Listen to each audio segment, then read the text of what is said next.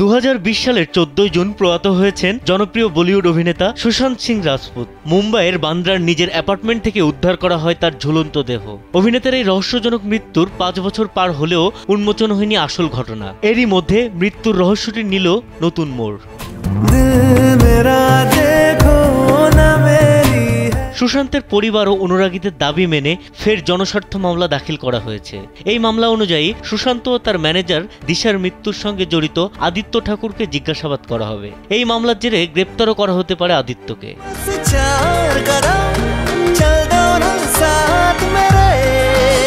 সুশান্তের মৃত্যুর পর থেকেই তার বান্ধবী রিয়ার দিকে অভিযোগের আঙুল তুলেছিল তার পরিবার। স্যান্ডেলিনা সো রূপচর্চায় আভিজাত্য।